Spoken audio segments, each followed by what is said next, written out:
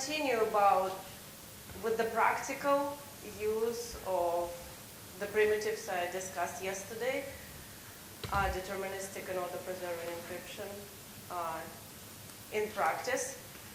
So I already mentioned that despite the seemingly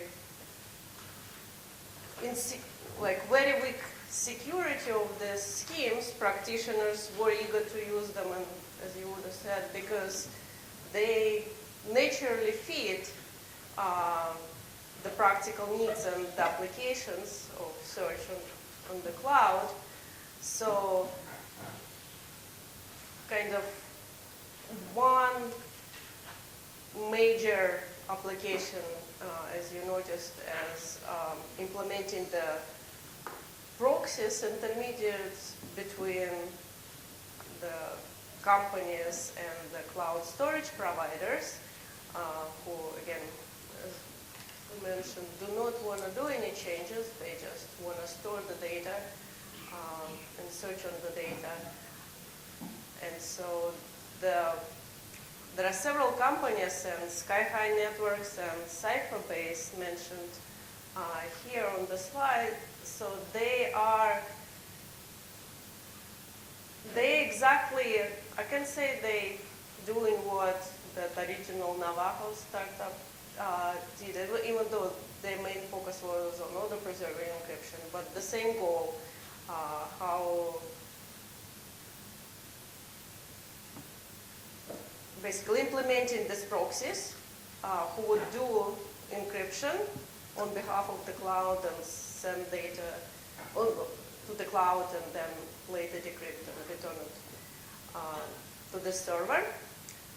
So I was actually working, I was consulting for Sky-High Networks, so I know a little bit more about what they were doing. And I must say, so I was very pleasantly surprised by their very, very, very cautious, careful approach from the very beginning. Like, I also talked to some other companies before, and they really didn't care to understand the subtleties of cryptography, the probable security guarantees. But Sky-High Networks, they put a lot of effort.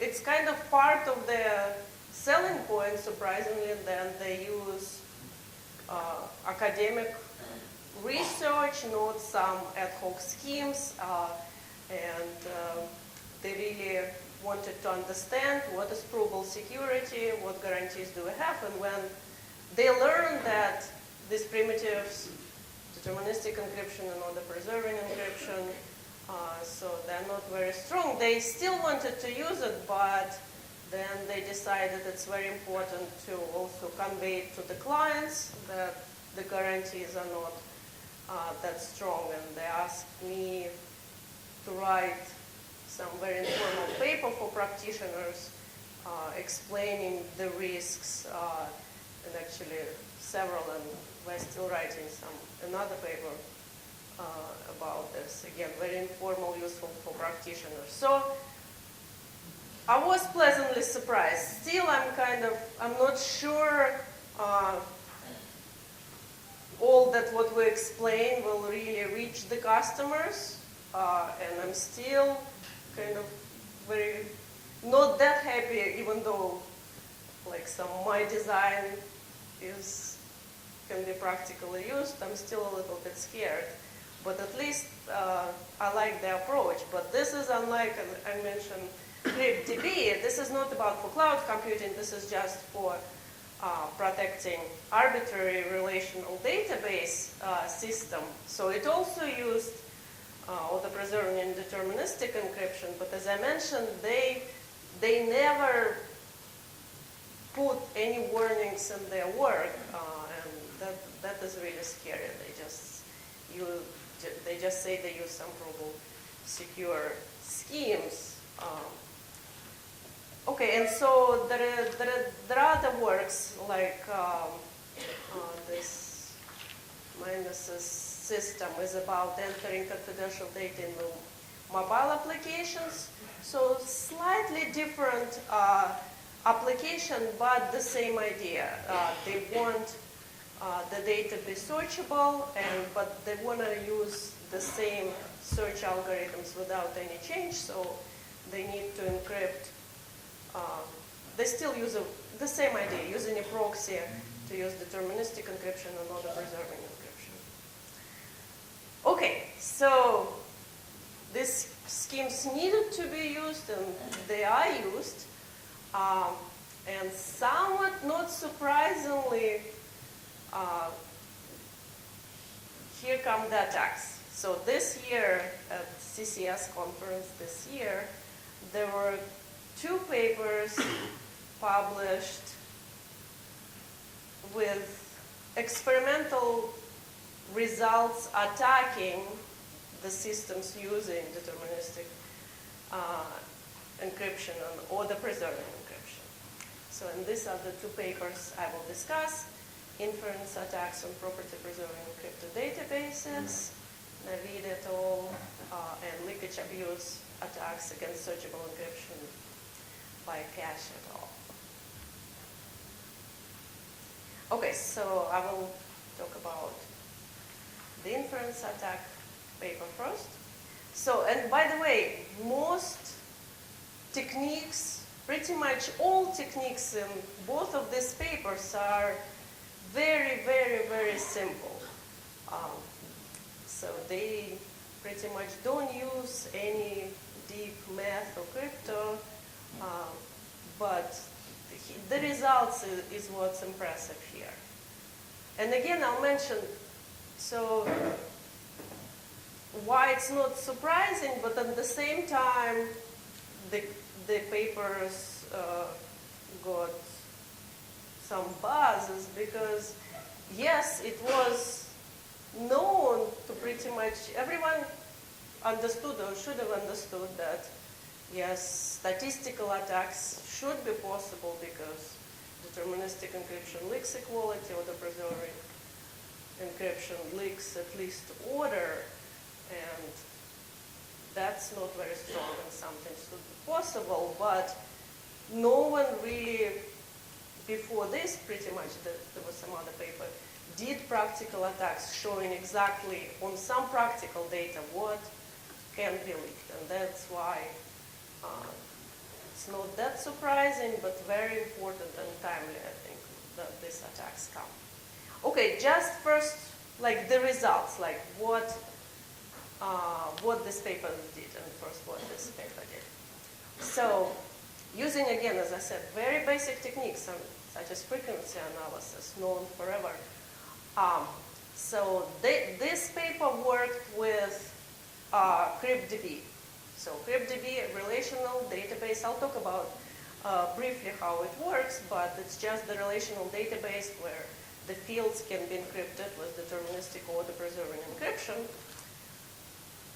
So, and they worked with real data, electronic medical records.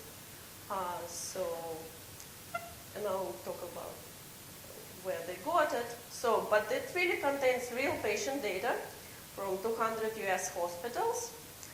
And so then I said, fields are encrypted with deterministic encryption or the preserving encryption. So for deterministic encryption, they were able to recover, so for more than 60% of the patient's record, from more than 60% of the hospitals, they just recovered the values, okay, the plain text values. And for the preserving encryption, and this were used for certain fields with numerical data, for example, age and disease severity, for more than 80% of the patient's records from 95% of the hospitals. So pretty much broke almost all data. Okay, so in a little bit more details, how did the attack works. Again, as I said, very simple, no deep cryptanalysis, very basic properties of deterministic encryption and order preserving encryption, leading to frequency attacks. So this we already know. Deterministic encryption leaks equality, right? So if we have a field, let's say age, with some numbers, and when encrypted with deterministic encryption, the same plain text go to the same ciphertext, and if we had like 6 and 4 equal plain texts, then we'll have 6 and 4 equal ciphertext. And order preserving encryption leaks equality and order, right? So this we know. If one plain text is greater than the other, ciphertext will be greater than the other. And if it's smaller, the ciphertext will be smaller. So that's pretty much what they used from order preserving encryption. If you remember when I discussed the specific order preserving scheme, or like any order preserving scheme, leaks more. It leaks relative distance. I mentioned the bounds imply half of the bits is leaked, most significant bits are leaked. So this paper didn't use any of these. So it just assumed that the order is leaked. Therefore, their attacks also apply to the stronger notions for the revealing encryption and would also work for the interactive encryption. I think so, because only the order leakage they needed for their attacks to work, nothing more. I wonder why they didn't use the known more leakage. They could probably break it even further, but they didn't do it. So once again, their attacks apply to any order preserving encryption, and also stronger encryption schemes allow query search, which satisfy the stronger IND order CPA too.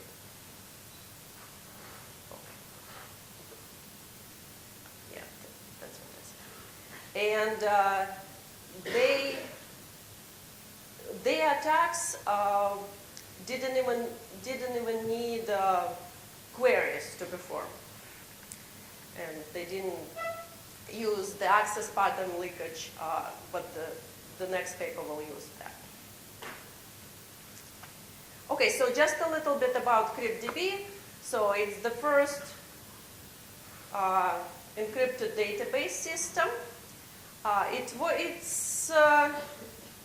It was developed by MIT researchers, become very popular, was featured in the Forbes magazine, got many references, cited very highly. So why is it popular? Again, convenient, so seemingly provides security with very low overhead. It is efficient. No major changes, and supports larger class of SQL queries, so something sounds very useful and convenient. And it is. It's just security is an issue.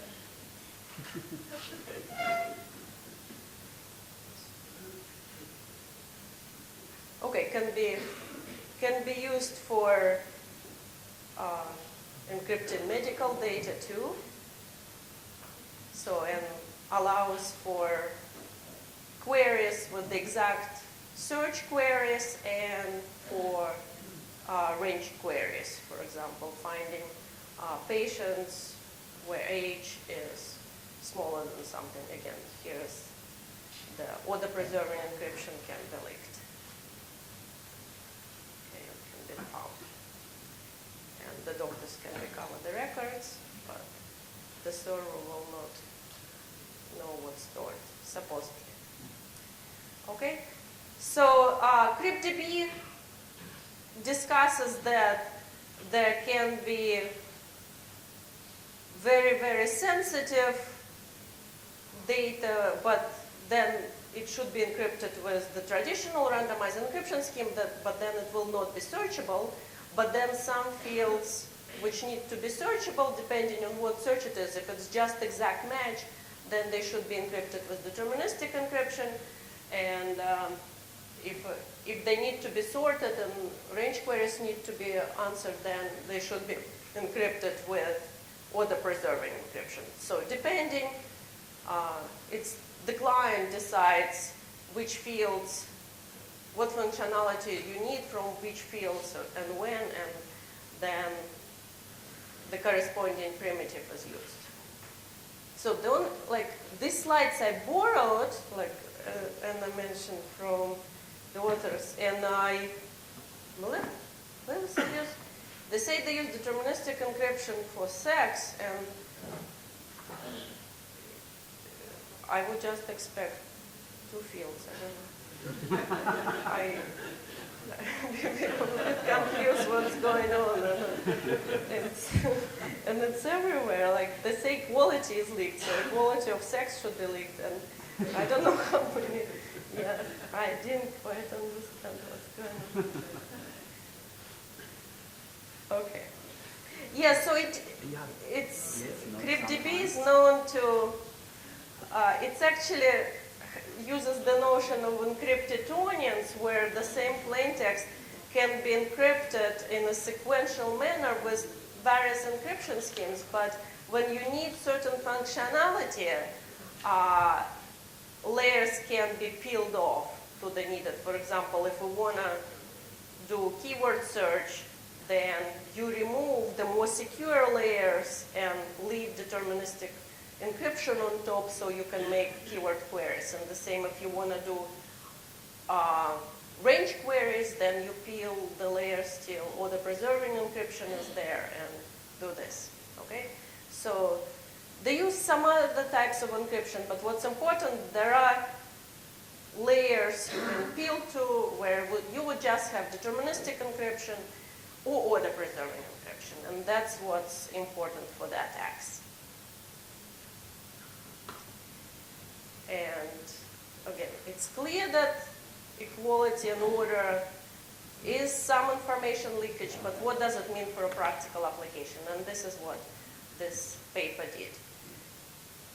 So electronic medical records, that's what kind of the go-to application of Cloud search. This is data which definitely needs security, and sometimes even by law it needs to have security. That's what people care about, so it's a good choice of the practical data.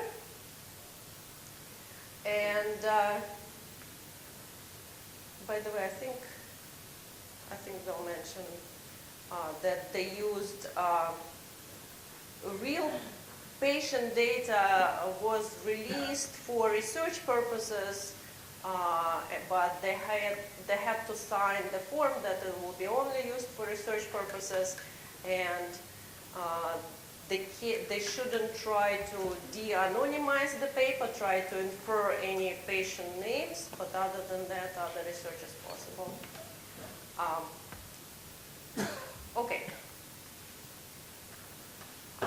Yeah, so this I mentioned already. So they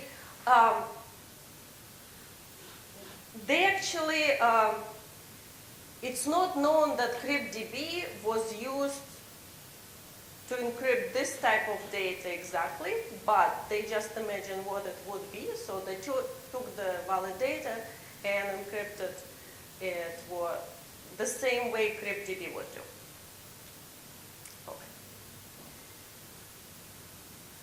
And this paper did inference attacks, which is kind of a more general term than just frequency attacks.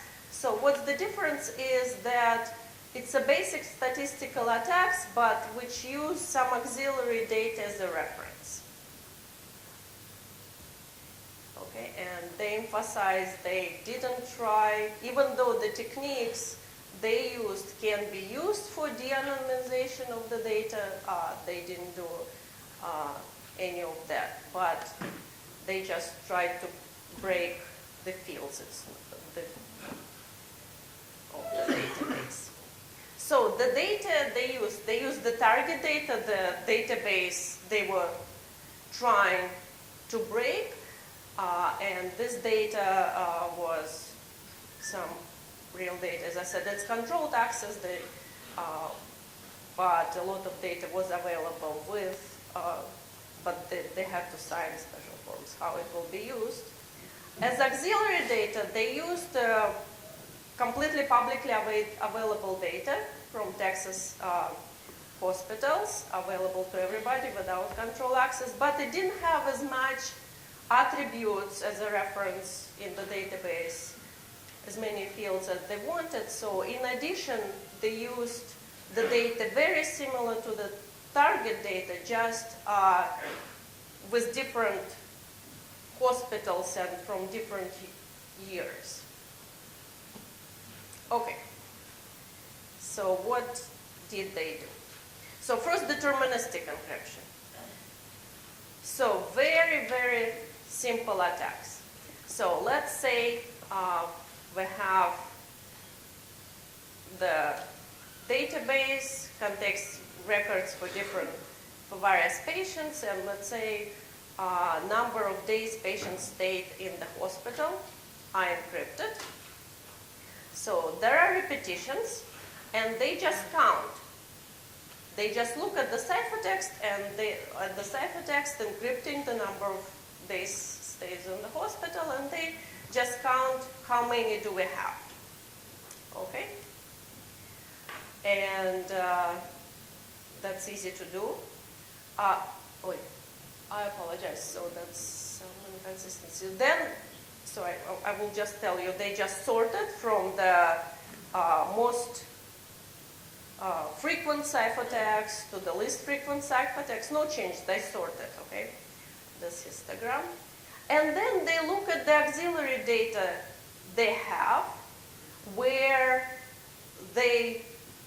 so they know exactly the plain text, but nothing is encrypted, but they can do the same. They can look at the most frequent ones. They sorted, and they just do the correspondence. They see, sometimes you have to, there is a tie, you can break it arbitrarily, can go either way. And then, so here in the auxiliary, these are the real number of days they know in the auxiliary data. And that's allowed them to decide this ciphertext must be encryption of 1 day stay, and this ciphertext, because it occurred so many times, have like the next number of times must be encryption of 2, and so forth. That's it. So, and that's how they recover the plain text. So any questions here? So very, very simple. They just see what is the most frequent ciphertext. They see the auxiliary data, what's the most frequent plain text, and guess this must be the same. Okay, so it may not work exactly, but they show that the probability is very, very high that it works. They also trying to do the same using a more sophisticated technique. So LP optimization attack, it's a new family of attacks as opposed to the frequency analysis, which was very old. So what's the difference? They're trying to do the same, so this is the same database. So again, they start with counting the number of occurrences of ciphertext, and they sort.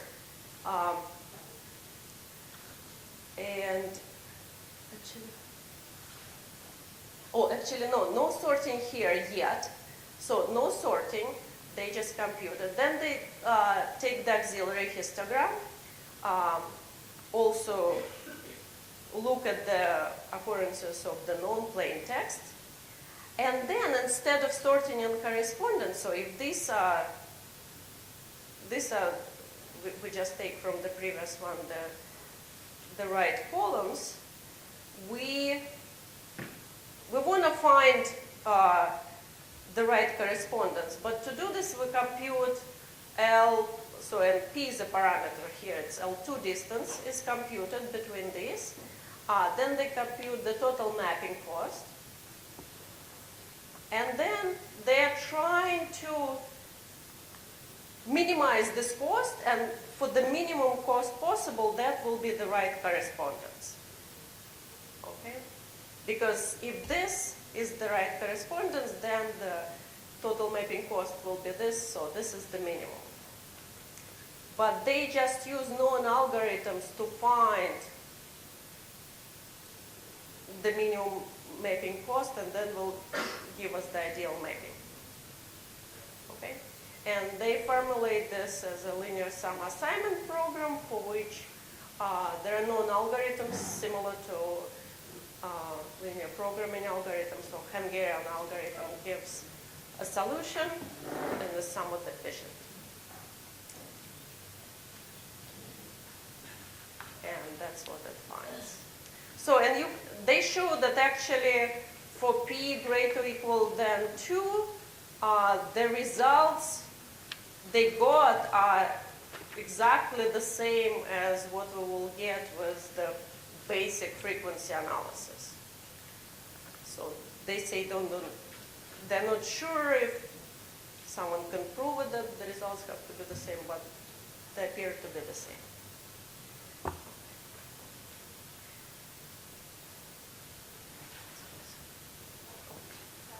Yes? Why would there be differences at all between frequencies? Well, because you mean the differences in the results or differences in... When you just compare the frequencies, why would there be differences?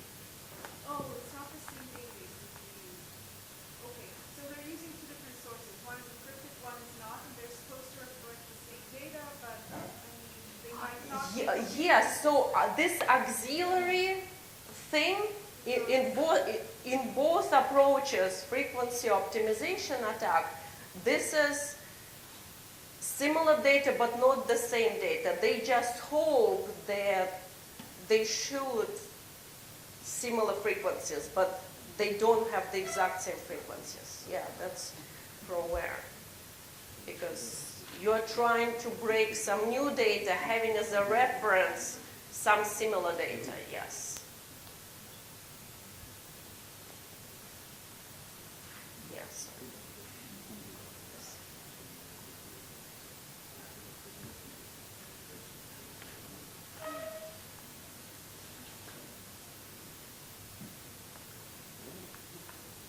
Okay, so they did, they looked at many attributes, many types of attributes, did similar type of attacks, and here is just the graph of how successful these attacks were for different fields in the medical database. So here we have the fraction of the records which were broken, and here we have a fraction of the hospitals for which it was broken. So basically, if we have a point here, it means that 60% of the records were broken for 50% of the hospitals. And you see that for many fields, so including, so we have sex, mortality risk, so for many, almost 100% of the records were broken. And for some, it depends, but still very, yeah. So we have an impressive result using this very, very basic technique.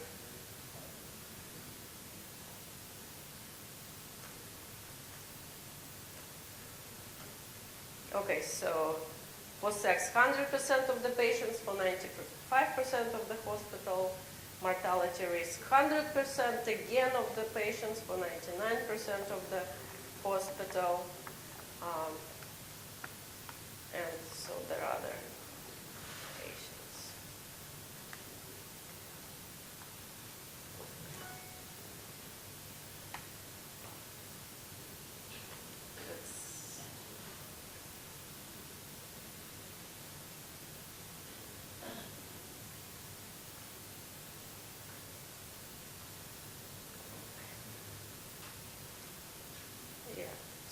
that's, even though the technique is very simple, it's just the numbers which are the impressive. That's what got people alerted. Okay, so with order preserving encryption, again, just order is leaked, that's what was enough. So they used, again, very, very basic sorting attack. So we just look at the database. Again, what if the patient stays in the hospital encrypted with order preserving encryption? For range queries, we look at the unique ciphertext, and we can just sort, like they're sorted, we can sort them and then lexicographically increase in order. And if, assuming that the database contains all or almost all of the plain text, then for the days of the hospital, they noticed that majority of patients stayed for not too long, for a few days, then you can get a very good guess of what the plain texts are. So very, very simple. That's what's known, obviously, and that's what we did, what they did. So, but this attack works for what's known as dense databases, when almost all data is there. You may say that it's not always the case, but let's say for many practical data, it is in fact the case. But then obviously, and this I mentioned yesterday, it's clear that when basically we say the ciphertext space very close to the plain text space, then you can't expect any security for the order preserving encryption. And that's just using this observation. But when the data is not then dense, they still could do the attacks, but they used together sorting and using the frequencies together. So they, again, count the ciphertext, sort from the most frequent to the less frequent. Then they just compute, so for each ciphertext, how many occurrences you have like before it. The CDF function, they do the same for auxiliary histogram, compare, and the same approach using the Hungarian algorithm can give you the best correspondence. And using this, again, so let me give, for many fields, 100% of the hospitals, and for many fields still, almost all of the records broken using these techniques. Okay, so before I turn to the other paper, I know, so the CryptDB people, of course, were very, very upset about this, and it sounds like they were really mad because they, very soon after this paper, they posted a rebuttal, their web pages on ePrint, kind of trying to defend themselves and saying that some claims are not true, that's not what this paper did, that's not how the data is supposed to be encrypted with CryptDB. And they're saying that if the fields are sensitive, they should not be encrypted with deterministic or order preserving encryption. They should be encrypted with good encryption. But then I really I couldn't really understand the point, and, because that's the whole point of CryptDB, is to provide security to sensitive data with search functionality, but then they're saying that if it's sensitive, you should not search, right? But then what's the point of the whole system? I couldn't see their points. And so if you're interested, so the rebuttal is on ePrint, and Seni Kamara has a blog who has a follow-up discussing this. And even though I'm the co-author of the preserving encryption, I'm here, I totally with the attacker's side on this, and it's like I don't like CryptDB people denying on responsibility and here saying that's not correct.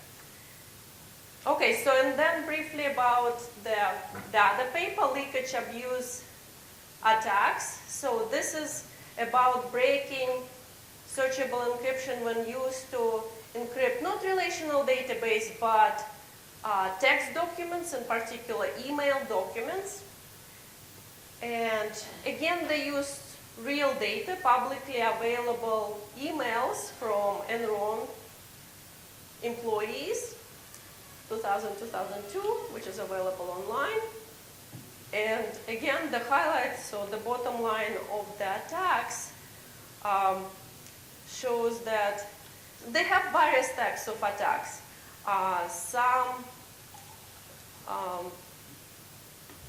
Some need one known email, and in fact, like one email, if you happen to know one email, and it's very likely to know, then you can learn a lot from about the other encrypted emails before you had no idea about.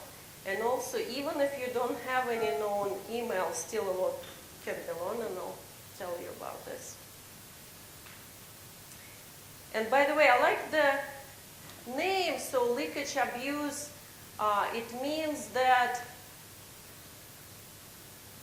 they take searchable encryption schemes, and it's not that these attacks, this searchable encryption schemes can be probably secure. They can satisfy the security definitions. And these attacks do not go against it. It's just these attacks are allowed by security definitions. Because the security definitions say that nothing except some leakage is revealed, but some leakage unavoidable, it's needed for functionality. And these attacks work with just that unavoidable leakage by the schemes, which is needed for searchable encryption schemes. Okay, so the data set, as I mentioned, Enron emails. Okay, and then 5,000 keywords, 93 keywords per document. They also use some other email set, again, available. Okay. I thought that I don't need much time, but no, I'm getting close. Can I have like 10 minutes? Okay, good. So they actually not, this cache it all paper, they're not the first to do this type of attack. There was a paper in NDSS 2012 by Bar-Ilan who did somewhat similar empirical analysis, also working with searchable encryption or used for document and in particular email encryption. And so I'll tell you briefly about that. So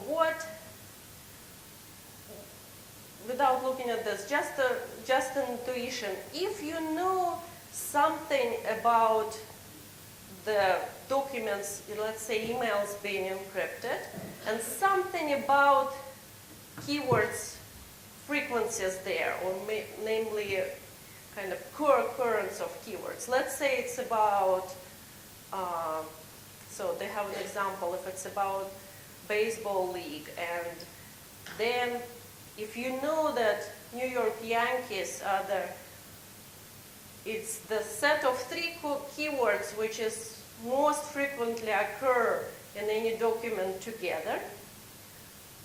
So if you know that, and then if you observe several queries being made for several keywords, and you know that access pattern is leaked, and this is true by most searchable encryption schemes. What does it mean? It's just that for every query for a keyword, you see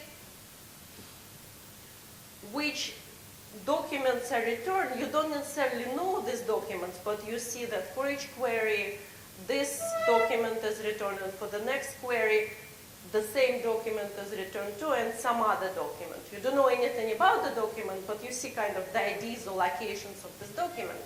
So just using that, the access pattern, like how many documents are returned, you can figure out, you just see like which queries return the most number of documents, and you can, if you knew the most likely keywords, you know that these queries contain these keywords.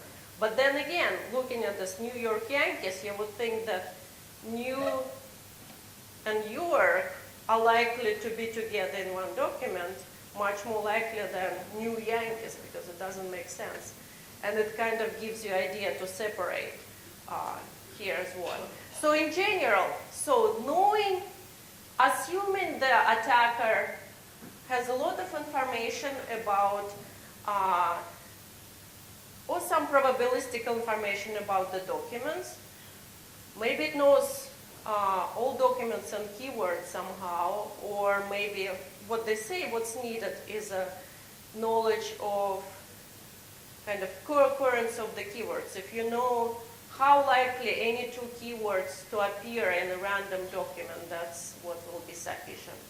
And then the attacker sees random querying being made, and maybe knows plaintext underlying some of the queries. Just observing the access pattern, the attacker can figure out what queries were made for. So this is really about breaking what is being queried for. Okay? And it works, works for more sophisticated schemes than just deterministic encryption. This works for what I mentioned, index-based schemes, right? When we have keywords and then the list of documents. This is inverted index where they appear. And so keywords may be encrypted, and the document, it can be just identifiers or also can be encrypted. And then the leakage, the access pattern is leaked. We just know for which queries, which document locations are being hit. That's all what's needed. So, and they show that this can allow to recovery of the queries. And this paper, Cache et al. From CCS this year, it just builds on top of these attacks. They just improve the success of this attack with a very simple observation that why don't we, if we know also, and from some searchable encryptions, you know that the number of the documents, each keyword or some keywords located in. For example, here if we see that the query 3 matched 3 documents, and if we know that only one keyword is located in 3 documents and nothing else, we know it must be this keyword. So very, very simple observation. And using this, this observation, they show that the previous approach can be simplified, and the results, they scale better, and the precision is better, and nearly 100% recovery. So it assumes quite some knowledge about the document set, but they say it's not a stretch. It's not practical to assume the attacker doesn't know about the documents. And they also say that their attack performs better if few information is known about the stored documents. You don't have to know it all. For the previous attack, you pretty much knew to know it all. Here, you don't have to know it all. Okay. And they also show, again, very, very simple attacks on somewhat weaker encryption, searchable encryption schemes. And this is what I mentioned. This is a simple approach to encrypting emails when you just take an email, extract all the unique keywords, encrypt the email with very strong encryption scheme, randomized encryption scheme, but then apply a tag, deterministic tag, to each unique keyword, such as a PRF, at the end. And you can search by just applying a query, just the PRF applied to the keyword, and then the server can just find the same tags and return the encrypted documents the user can decrypt. Okay, so this is, again, searchable encryption used in some systems. And again, trivial observation that, and this is someone similar to known message attack. If you know one document, then you can correlate and you find the same tags in the other documents, you learn the other keywords too. So very trivial observation. And they say it may be a difference, like some store the keywords in the original order, some permute them. In one case, it's even more information is lifted. You don't permute them, but very trivial observation. And again, they ran it on this known data set using one known email, which was leaked, and they found that many of the words were used in many other documents, many other emails. Yes, so just from one known email, 35% of the words in every document were leaked. And in their paper, okay, so I'm not going to talk about it. They also have an analogy of chosen plain text attack. They say, what if it is practical to assume that someone can plant a known document into the database system. For example, someone can send a malicious chosen email to the user, and the user wouldn't know, just would like store it in the encrypted form, and the attacker can use this. And yeah, this can lead to attacks obviously as well. So what to do about all this? So this is a real good question. And like we tried to discuss this before. So it seemed like for these data sets, medical data, emails, it seems it wasn't a good idea to use these searchable encryptions, but then are there other data for which it's okay? These attacks give some ideas what are the major weaknesses are, but it seems like they go around most of this and they work nevertheless. So are there real application of data sets for which it's safe? Shall we say that we are not ready to use searchable encryption and the leakage is just too high and we cannot do it currently unless the more secure schemes are more efficient? And again, as I mentioned yesterday, we really want to leave it to the practitioners to assess the risks, but we are not at the point yet to just give them this responsibility if we don't know ourselves the answers, because it sounds like we don't really know this. So definitely, so I don't have answers to these questions, but I think we as the community, it's important to work on these questions, and there is something needs to be done, definitely, and I agree. So I was at a workshop on searchable encryption this summer, and we discussed all these issues, and it sounds like very important research question. We have to ourselves study more and better understand the implications of security, unavoidable security leakage of searchable encryption schemes or for existing ones.